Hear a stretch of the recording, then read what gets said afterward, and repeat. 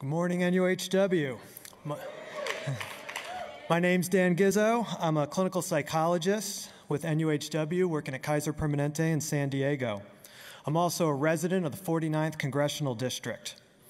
The 49th is going to be one of the most important races this coming November in determining if the Democrats take back the House.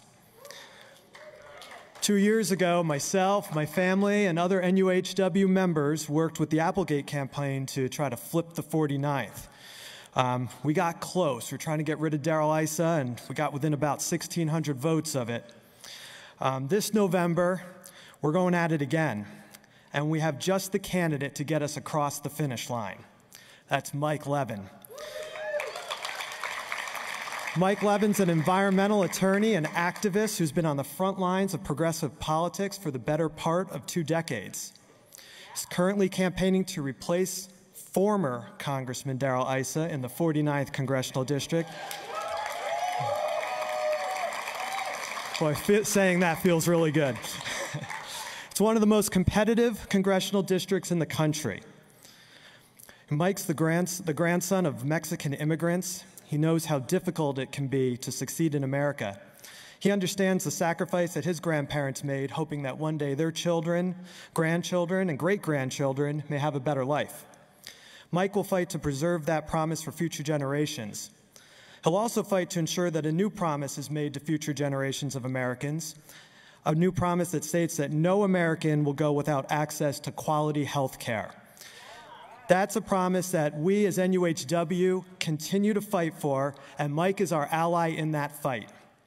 Now, as we prepare to go all in 2018, going all in on flipping the 49th, we're going all in on Mike Levin. Please join me in giving a big round of applause for Mike.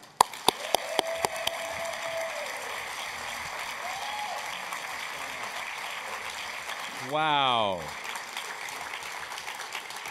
Who here is ready to flip the House? Are you ready, NUHW? It's going to happen. With your help, it's going to happen. I can tell you that the last 2 years have been a crazy time to run for office, an amazing number of people that you meet along the way who truly believe in the future. We as Democrats have a lot to be grateful for, that we still are the party that stands for truth and science and honesty and integrity. And we also stand for economic opportunity and access to health care, as Dan said so well, not just for those at the very top, but for everyone across the economic spectrum. And I know in 44 days, by the way, can you believe it, 44 days? Pretty amazing. That up and down this state of California, we've got races that are going to be very close, but I know with your help, we're going to win.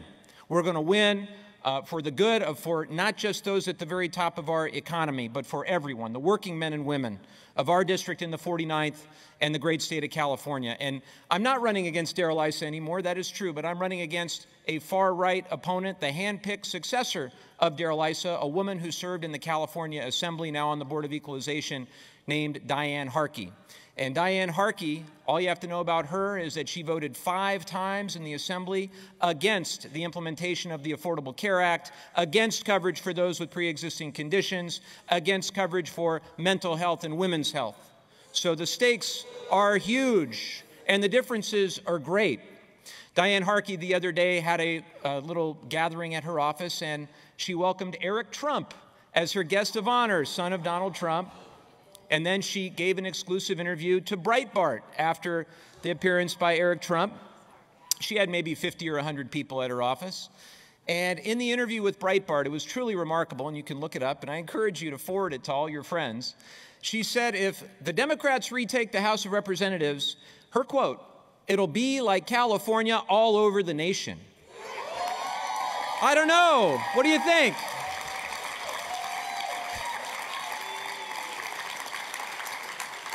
And when I saw it, you see a lot of crazy things in politics, but you don't often see someone bad-mouthing their own state when they're running to be a member of Congress from California.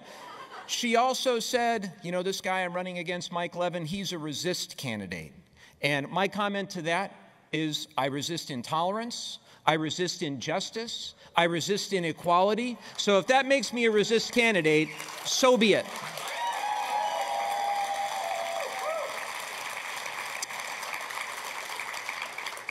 My wife and I, as we've gone through this journey, we think a lot about our children. We have a 6-year-old son and a 4-year-old daughter.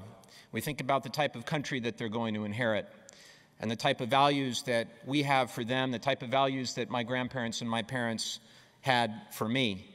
And we have some very simple rules that usually our kids follow, not always, but we say don't lie, don't bully, treat everyone with respect. And my 6-year-old now, if you can believe it, has homework in first grade. So we say, hey, do your homework.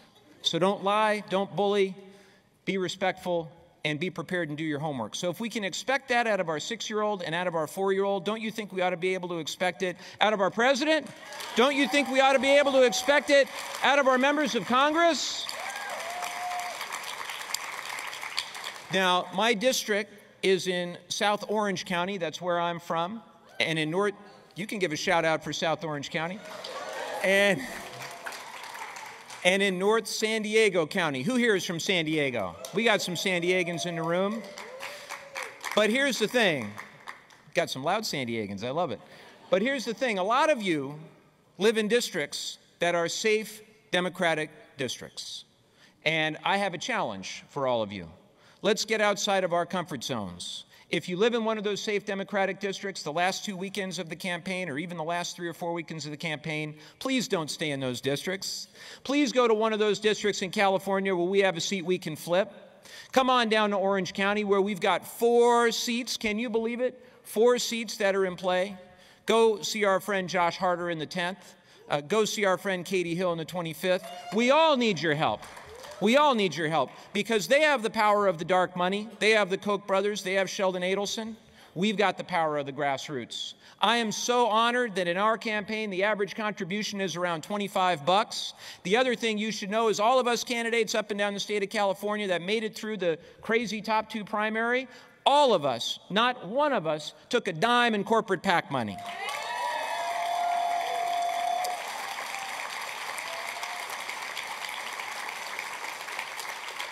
So they're the party of dark money. They're the party of corruption. We're the party of the grassroots. We're the party of the people. We're ultimately going to take back the House. It's going to start here in California. It's going to start with your members. We've got to get boots on the ground. So we do need your help up and down the state of California. We've got to fight for every single vote. It's not going to happen on its own. Because 2 years ago, we know where we were. Right now, 2 years ago, the polls, you know, I'll be honest with you, the polls have me ahead right now. All the predictions and 538 and all these things, we're doing quite well. But I remind my team on a daily basis, 2 years ago, we were doing quite well. Hillary was ahead, if you remember. They gave her like an 80% chance, 85% chance. We cannot, for a moment, be complacent. And as I look back, I don't have a whole lot of regrets in my life, but I wish that I could have gone and knocked on doors in Michigan or Florida or North Carolina or Wisconsin. I can't go back. I can't do that. But what I can do is everything humanly possible over the next 44 days to make sure that we win our seat, to make sure that we win seats up and down the state of California, because we've got to look back in 45 days, the day after the election, we've got to wake up and say, I have no regrets. I gave it everything I have, and I did all that I could to fight for my values, for shared prosperity, economic opportunity, a cleaner environment, a common sense path to immigration, that we did everything we possibly could to take this country back. Are you with me, NUHW? Are we going to take this country back? Thank you to Sal. Thank you to all your leaders for your great advocacy. You're inspiring to me. We're going to work together. We're going to get this done. Thank you all so much.